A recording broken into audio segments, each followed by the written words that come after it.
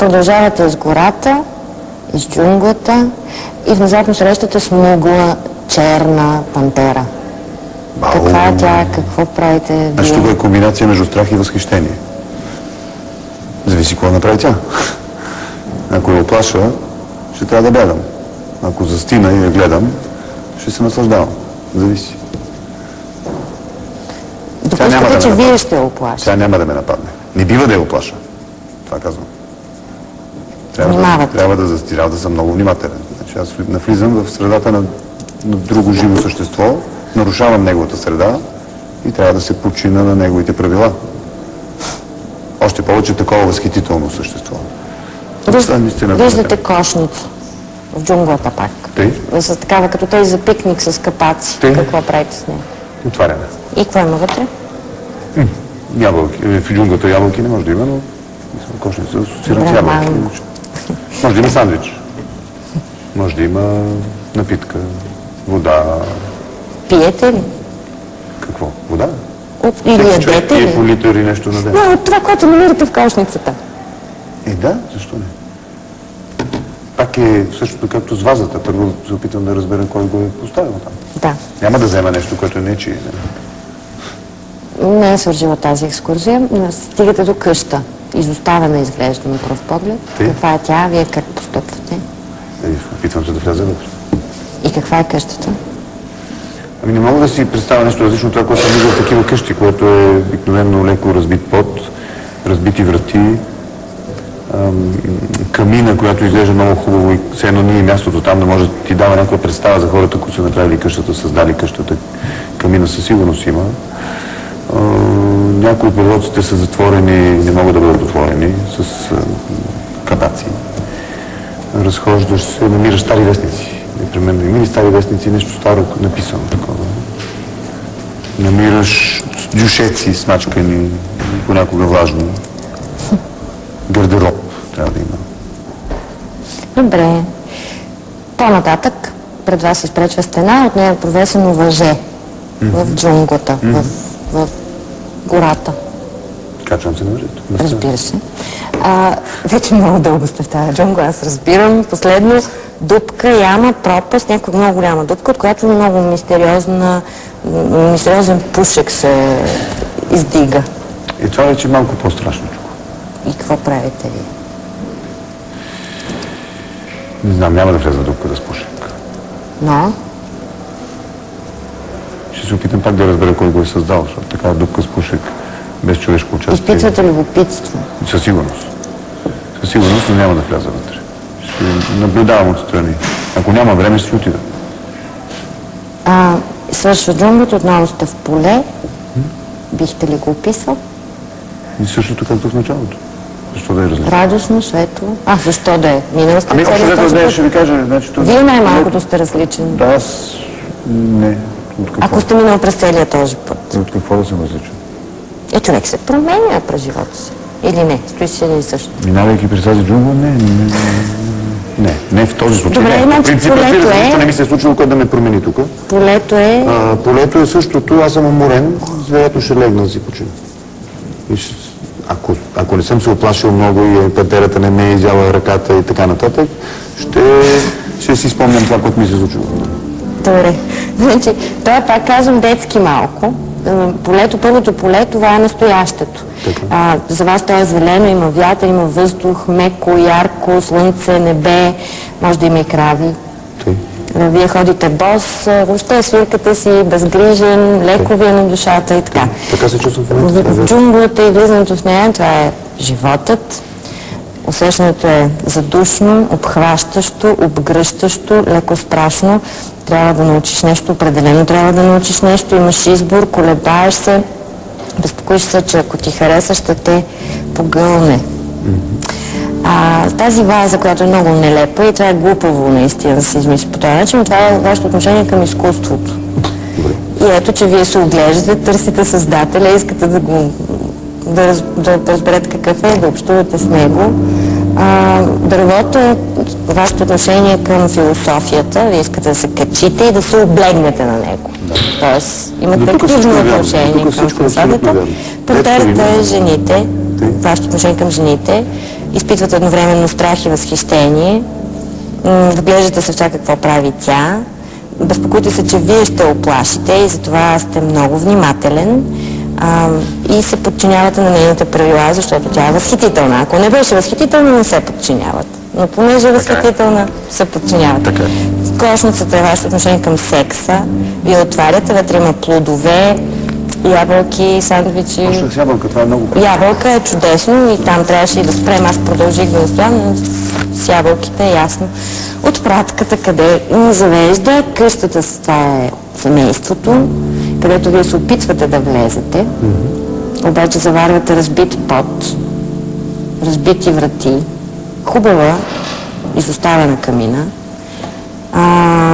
затворени скапаци, прозорци, мокри дюшеци. Изобщо не е много ясно какво е вашето отношение към семейството. Амбивалент. Явно амбивалентно. Мисля, че е съвсем ясно. Да. Стената естествено е вашето отношение към риска. Вие го поемате веднага, без да се колебаете, така че да се положете. Естествено, аз не ги разбрах тези неща, не го знам този джингъл. Но до тук всичко е точно. Казвам само, че това, че казахте, че веднага се покатервате по стената чрез въже, означава, че вашето отношение към риска е каквото по-рано говорихме. Да. Тази дупка, това е тъмната страна на живота, греха. Там казахте, че няма да влезете, че изпитвате любопитство. Ако имате време, ще останете, ако нямате, по-скоро ще ходите да вършите по-важни дела. Така. И накрая отношението ви към смъртта, последното поле. Вие сте уморен, не сте много променен от всичко, което ви се случило до сега, но си представяте и смъртта като началото, т.е. светла, пълна с въздух, надежда, живот. Надежда не казах. Така... Казах, че лягам да си почина. Лягате да си починете и ще си помислите за това, което ви се е случило до сега. Точно това е отношението ми към смъртта, но нямам надежда в бъдещето след това. Имам един подарък за вас, класически масаж и сауна от UP Beauty and Spa център, в случай, че се уморите и искате да легнете някъде да си починете.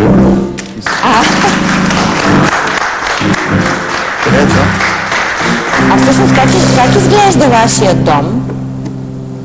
3-етажна къща, в която има сауна. Има сауна? Да, тоест това е напълно безполезно. Често имам масажи. Не, напротив, ще отида. С удоволствие. Аз си спомням един портрет, една снимка, такава, фотография на вашият И то Дахфан, това е добре. дом, когато ви бяха снимали у вас. Аз си сменям дома веднъж на 2-3 години. Тогава Това е друг дом бил. ви снима Сен Асенов. Един ден, нали? Един ден, да. О, това е преди 4 къщи. Да не Това е преди 4 къщи. И той сега ще дойде да донесе тези архивни кадри. Асен, заповядай.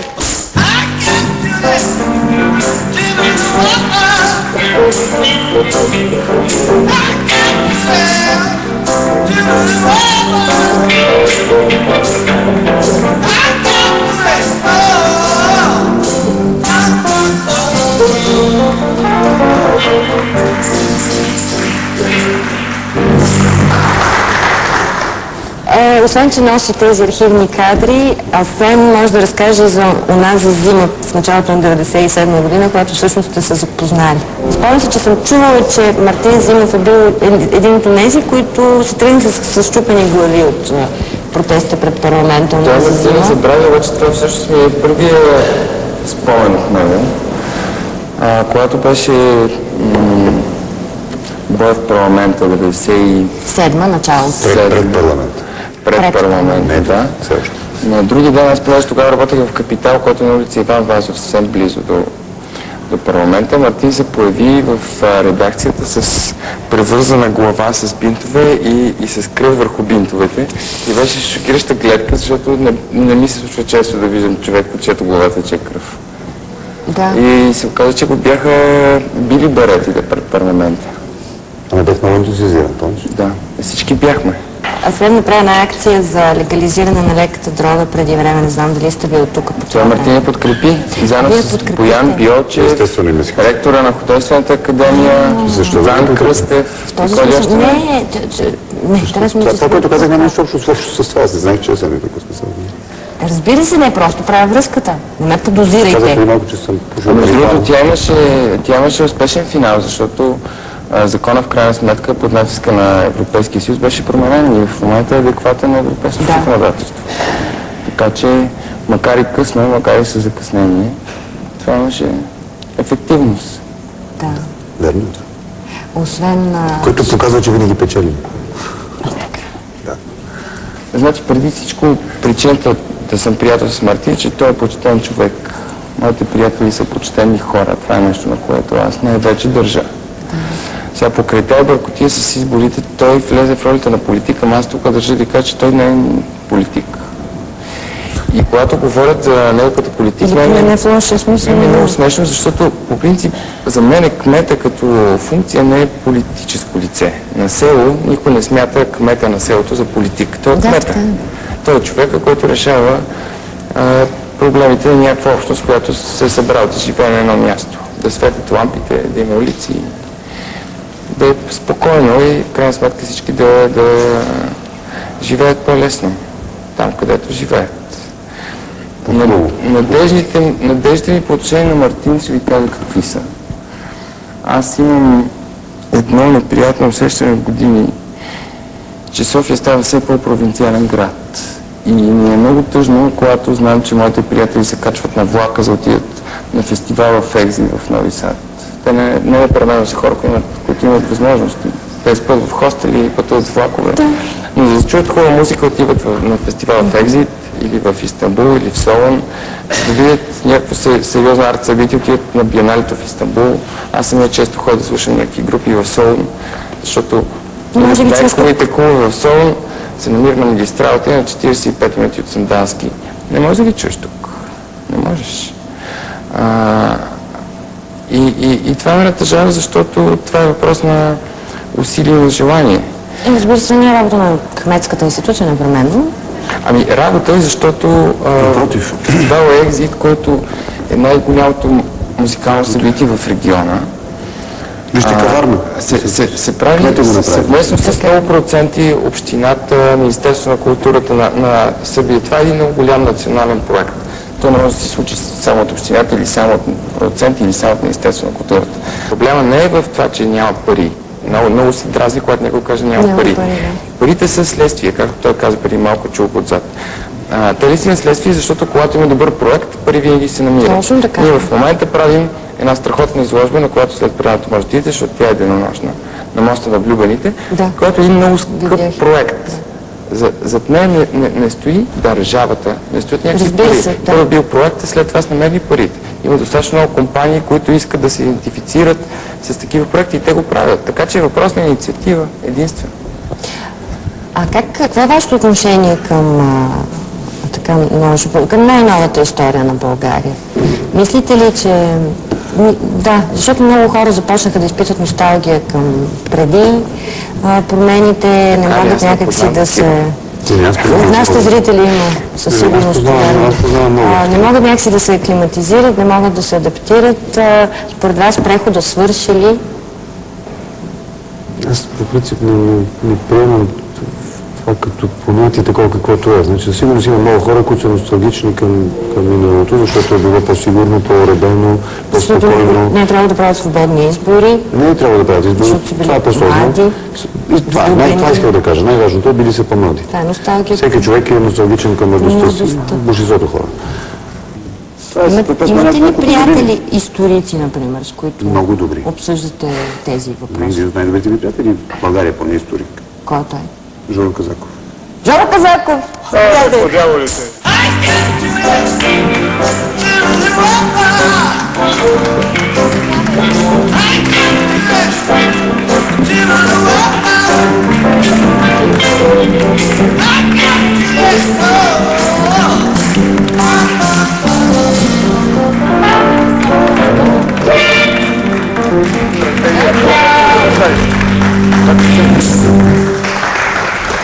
Някои са на по-високи столи, други на по-ниски. Добър вечер.